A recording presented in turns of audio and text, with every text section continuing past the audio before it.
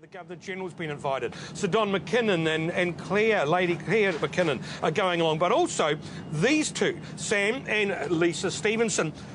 How come, Sam? Well, Mark, I was lucky enough to be William's equerry in 2005 when he came out to New Zealand for the Lions Tour. And then we've really tried to keep in touch ever since, which is obviously difficult with a guy who's as busy as the Prince is. But yeah, it's fantastic and very, very lucky. So you two have been at his personal invitation. That's correct. Family and friends, is it? Yes, it is, yeah.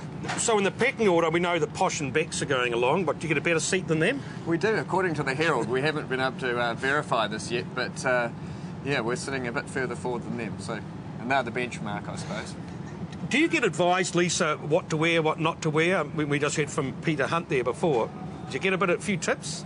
No, not really. I did a bit of searching on the internet, and but no. So they don't send you a letter saying, don't wear a hat bigger than this? No. So what are you going to wear? I have made my own outfit. Well, I put together a couple of photos and got it tailored in Dubai. So just a long jacket and a hat, beautiful hat. And what does a mate of the groom wear to a royal wedding? A morning suit, which took a bit of getting into, actually. I haven't worn it for a while, so there's a bit of running and cutting down on consumption. So, just out of the blue, an invitation turns up. You must have been pretty stoked. Yeah, we got a bit of an inkling because we got a call from the Department of Internal Affairs just checking where our address was at the time, and then so that sort of almost allowed you to hope, and then it took about another 6 weeks, and then the invite arrived, and it was just tremendous. What do you give them for a present? Well, that's very difficult. So we know that William loves New Zealand, as you see. He's been out a number of times. And so we thought, well, why not try and get him a New Zealand experience type sort of thing. So we've got him experience at Rathmoy in Lodge in Manawatu, and then at Minaret Lodge in Wanaka, and also some New Zealand art. So hopefully that'll bring them out to New Zealand as well. You're going to be invited to every wedding in the country on that basis. But you must have got on reasonably well to get an invite. What do you make of him? He's absolutely wonderful, wonderful guy. Very down to earth.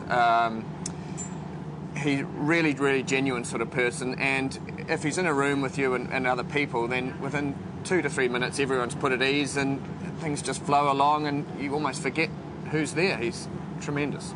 Lisa, the excitement around this, I think it has taken people by surprise. But that whole, the buzz, the excitement around it, you're picking that up here? Absolutely. Absolutely. We're really, really thrilled and excited, and it's all we can think about and talk about. So, what if he only got an invite for one? Oh, well, then I would definitely be a good bag carrier. I don't think I'd be waiting outside. I'd be waiting outside the Abbey for Sam. But people talk about it as being an historic occasion. I mean, it's basically the biggest television event in history they're talking about. Yeah. Well, I just can't believe we're part of it. It's absolutely amazing. You've got to turn up early for this. You get in there, and it's going to be cold. What happens? This has always puzzled me. You get there an hour, 2 hours early. What if you need to go to the loo? Apparently we were talking about that last night. Apparently there are loos in there. And as far as being cold, hopefully I'll be right with my morning coat on, but and I suppose with 2,000 people in there, it might warm up.